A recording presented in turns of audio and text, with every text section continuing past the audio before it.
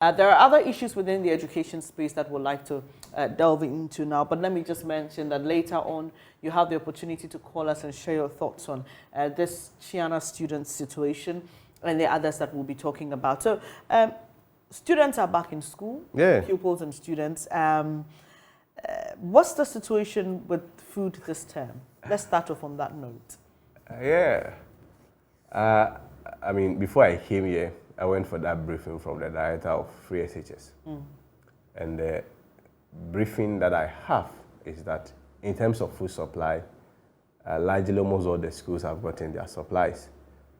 And in terms of course, I mean, it's not only the food supply in terms of what buffer stock takes the various schools. Beyond that, there is also some recurrent expenditure that the schools incur. And then also some allocations are made for them in terms of at least making provisions to be able to buy some perishables, i.e. tomatoes, egg, fish, and what have you. And all those provisions have been made for them, especially within the short space of the reopening. And there are other provisions to also add the other expenditure or take care of the other expenditure that will come up at the end of the day. I've had time to interact with some senior high school students. For them, it's not just about the availability of food, but the quality of it. How are you ensuring that these students are served the best of food, considering that they are young, they are in school, they need to eat well, study hard, so that, like you put it, Free SHS will not go down the drain. So it's not just about the food being provided, but the quality and the amount of it, because these students that I had time to interact with say they are not fed enough, and this is putting a lot of pressure on parents going to schools. I've spoken to some of them who went to the market to buy provisions. They say we have to buy more because my ward says what she's given in the dining hall is not enough and we need more to complement it. So yes, food is available, but is it quality enough, and is it something that will suffice? I mean, Venice, I have always held the view that, I mean, if it was a case that in all the over 700 or almost 800 secondary schools, senior high schools, there was a general complaint on the quality of food, then it's a matter of concern. But of course, it does not also mean that if, I mean, students have raised such concerns, it's not something that we as leadership... top schools. Yeah, I'm coming. I mean, if students or even some selected schools have made such concerns, it's not something that we should look into. But we have to look at it from the common sense approach.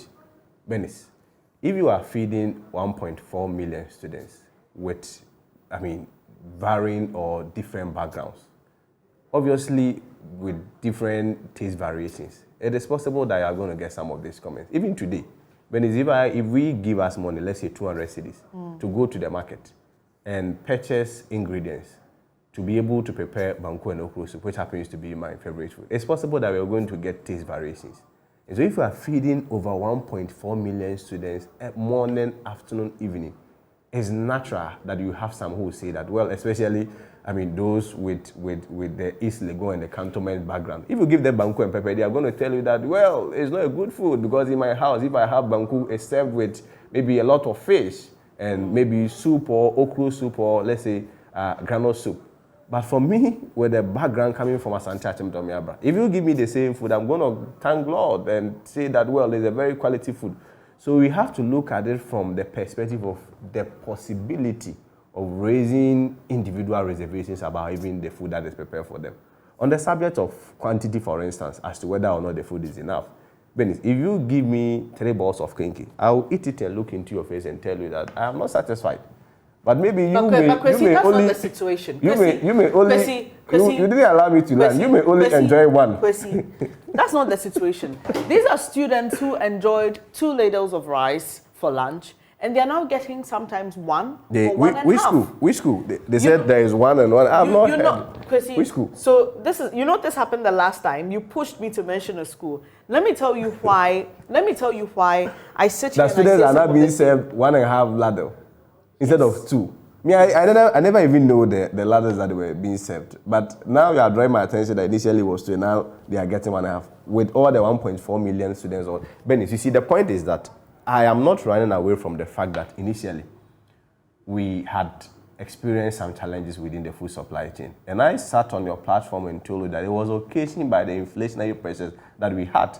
And so the suppliers, even though the capacity was there, were unwilling to make the supplies, because they are going to tell you, Benis, you are a supplier. You distribute food to our Remind Senior High School in my hometown, Santiachem Dawayabra. You go to my boss constituency and you distribute to schools, to one of his beautiful STEM established schools. And then it will have to take you 60 days for you to go and claim your money. At the time where we're experiencing inflationary pressures, what it was going to mean for you, the suppliers, that by the time you go for your money, the money would have devalued. And so suppliers were unwilling to distribute or send their foods to their schools. So that was the disruptions we had within the supply chain, occasioned by the inflationary pressures. But today, as I speak with you, the Minister for Education, Dr. Yaosede, has intervened. And there is a different approach of distribution. Right now, a lot of suppliers distribute within the emergency response. In a matter of 2 weeks, they are paid so that they will have the capacity and the will to be able to distribute. Yes, in the past, there was food challenge. I agree with you. I don't run away from that. Occasioned by inflationary pressures. But today, such problem has been resolved. Okay. So there's another issue. Some of the students are preparing to take their final exams. They're going to write mock. Is it proper for schools to ask students to bring, for example, bring A4 sheets, bring buckets of paint, because we need paper to print your mock examinations. We need paint to make the school look good. Bring tea rolls. There are those who entered in Form 1. As at the time that I went to high school, it was a requirement when you were coming in the first year to bring some items that the school will need to keep the school run, like brooms, paint, those kind of things. But these are final year students. Some of them second year students. They've been asked to bring even tea roll for the school. Is that permitted? And what can the parents do? Because sometimes it's almost as if you don't do this, your ward becomes a target. Benis, I mean, like generally, I'll just use a generalized example again. If it was a case that it was something that has been institutionalized, it would have been regular in all schools. Kwesi, so are you telling me you don't know that this is happening? Benis, you asked me a question. You give me the space to answer. I just want to know if you're trying to say that you don't know this happens. No, I mean, we are comparing two things here. We are talking about two things here. The first one is about when we are entering the school, where we have prospectus that differs in all schools. Right. Of course, every school may have its own culture and how they in terms of the prospectus, how they go about things. We don't have a general template, but of course the Minister for Education has directed, Dr. Yaosede has directed that within this year placement that will be done and students picking up their enrollment, there ought to be a general template that every school must follow. Because, I mean, you cannot use a bucket of paint to deny somebody an access to education. Right. So that one is there. But of course, I mean, when it comes to, you may have to commit A, B, C, D to be able to write your exams. It is not something that the GES has sanctioned. In any school that is No, not write exams. That's not what I meant. I mean that they're required to bring papers because the school says we don't have papers to print your mock examination. As I speak with you, the last payment that was done in terms of the capitation that was released to school, because as soon as we talk about printing on those things, we may be referring to the basic schools. No. You are referring to the senior examination for the basic schools. You are referring to the senior high schools. Yes. No, in terms of senior high school, you and I are aware that the government pays everything in terms of tuition, feeding, everything, accommodation. So what can a parent do? Because you see, like I'm saying, we've had complaints, we've had experiences where somebody says, I had to do it because my ward has become a target. No, recently I don't pay these things. That's why I'm saying that, of course, I mean, there are ways of addressing this. One of it is what you've just told me. If I get the name of the institution, quickly we intervene, GS speaks to them and find out what is really going on, because it's not supposed to be so. But of course, you are dealing with human beings. In everything where you have human interface, you may have people abusing the system and some excesses being committed. Recently, there was a school that was mentioned that we were taking about 300 CDs or so from parents to be able to get food for the students. To complement the feeding? No, but you see, the argument, and they painted a picture as though there was no food. But even within a space of 2 weeks, we had distributed food about twice there. So when we found out, we realized that, I mean, it's something that apparently is a decision of the PTA themselves.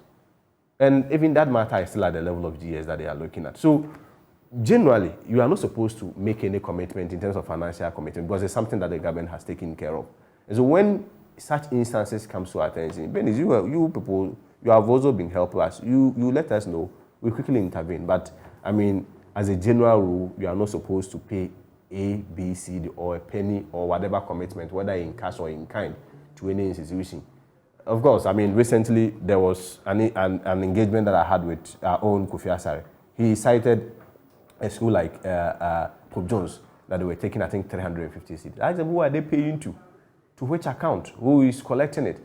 Then, after further probing, you realize that it was an internal arrangement between some parents because they've heard that, I mean, issues of food. So that's what I'm saying, that yes, there was a challenge within a certain space of time, but that challenge has been addressed by the intervention of the Minister for Education, Dr. Yao Seducho.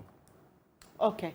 Let me just say that you can join us. You can also share your experiences with us. The number to call 0302-211-691, 0302-211-691.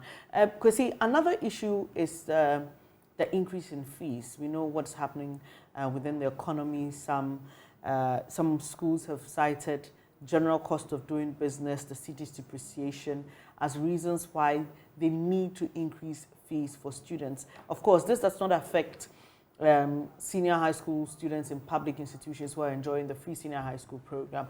I don't know. You're talking about fees for private payment of fees. Oh, yes, okay, for private institutions. Okay. Is there a way that GES or the Education Ministry has a way of intervening in such matters, or the schools are left on their own to take some of these decisions? Yeah, I mean, Benis, you and I know that everything that we do have to be within the framework of the law. So, I mean, based on the Education Regulatory Act, it mandates the NASIA to regulate and supervise the activities of these private schools or private institutions. Unfortunately, the Act does not give them the powers or the mandate to regulate their fee schedule.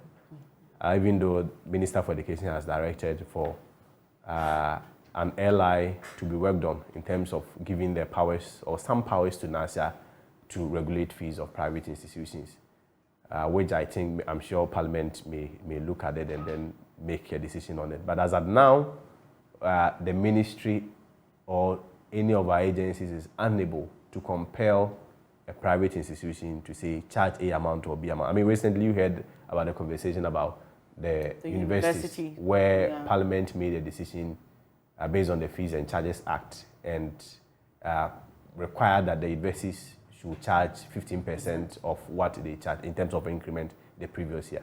Same cannot be done for the private institutions. That will mean that you wouldn't have any legal framework to operate in.